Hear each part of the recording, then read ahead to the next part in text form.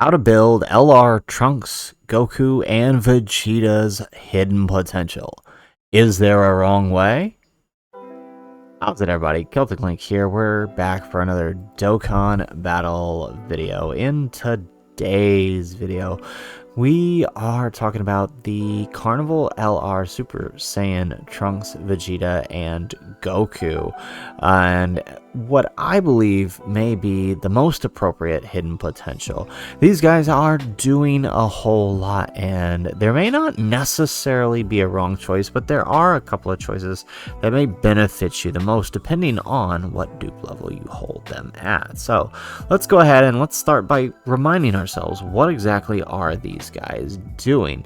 They are Super Saiyans, category Key 3, HP attack and defense 200%.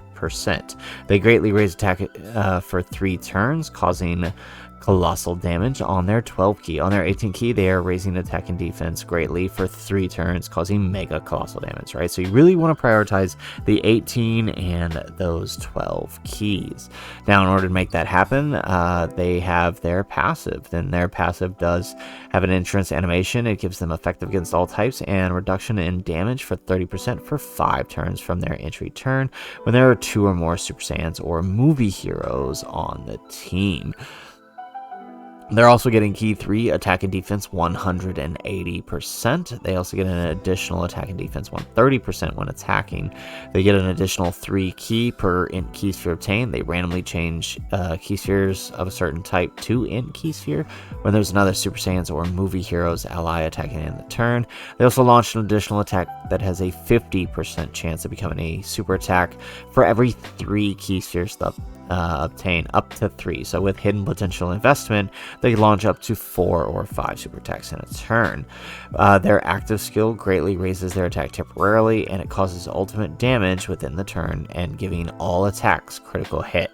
So realistically, when you're playing these guys, you are playing to activate that turn 3 Super Saiyans condition, right?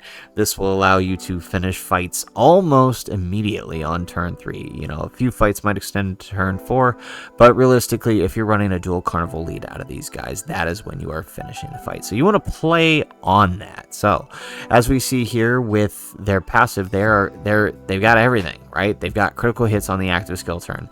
They've got effective against all types. They've during their entrance turn, and they also have additionals. They're literally doing everything. So the question is, what is the correct build then? Well, let's go ahead. Let's take a look here on the Dokkan Wiki at what the various different typings provide us for hidden potential stats, right? So when we're looking at hidden potential stats, we're dealing with an int type character. So if we invest a full dodge nodes, if you got this guy at 79%, you're talking about an additional 20% dodge for the evasion character. Since they are int, they can get a max of 15, which equates to about a 30% chance to do an additional an additional bit of damage through a critical hit. Same applies for their additional attacks. Their combo attacks, an additional 30% with 15 investment. And this, again, this assumes you have dupes in them. If you're someone who has dupes in them, obviously this number is going to be slightly lower at a 2% per raise per level, right? So keeping that in mind and knowing that these guys are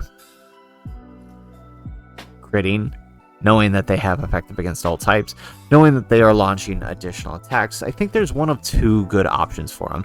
Crit is right out the window. They really don't need crit because you're with them.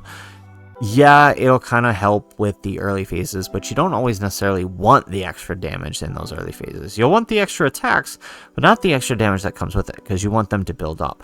Turn 3, you've got guaranteed crits, so critical hit doesn't matter, and most of what you're doing with these guys is happening turn 3 or turn 4, so it's not really that big of a deal. So knowing that, I think additional attack is probably the way to go with them.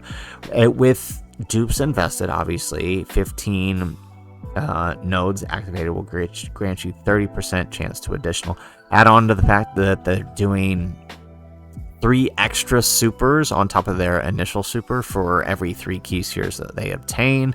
You're talking about a very, very valuable asset having those extra attacks in, because that one extra attack may be the difference between you living or dying. That one extra attack may also provide you that extra bit of damage you need to end the phase earlier. So that is kind of why I think the extra attack is necessary. It also helps them with build up in the lead up to that spirit bomb active skill, right? The more combo attacks you get off, the higher the attack stat goes for that active skill turn, which is very helpful. Another good choice for them is a dodge build. Again, because they're int, if you have 79% or greater, you're talking about a character with an extra 20% chance to dodge. It's not a whole lot, but you know, that little 20% might be all you need to survive the turn and let somebody else do whatever you're trying to do with these guys. Although if you've got them, it's probably them you're relying on to finish the fight, so you may not necessarily be worried too much about them dodging, because they're probably going to kill the enemy. So that's kind of why I think this is the secondary, right? You should definitely go combo attack first with evasion secondary on these guys. It just helps them ever so much to be able to deal damage, and that's what these guys are all about. You build for turn 1, turn 2, and then on turn 4, turn 5, depending on when they started, right, you are launching that active skill, ending the fight right then, right there. Like, I think with these guys, we've ended Broly quite a few times on turn 5 simply because of how strong they are. So it's really impressive for a fight like that. So anyways, guys, that is the video. If you like the video, make sure you hit that like button and subscribe to the channel if you have not already. And in the comments down below, let me know, what was the hidden potential build you made for the LR Super Saiyan Goku, Vegeta, and Trunks? Mine are at 55%, so I just gave them what little bit of additionals I could give them, being that they are 55%. But if you're someone who's got a dupe in them, let me know, what path did you choose for these guys? What did you feel was best, additional or dodge? Let me know in the comments down below. Otherwise, guys, as always, thanks for watching, and aloha.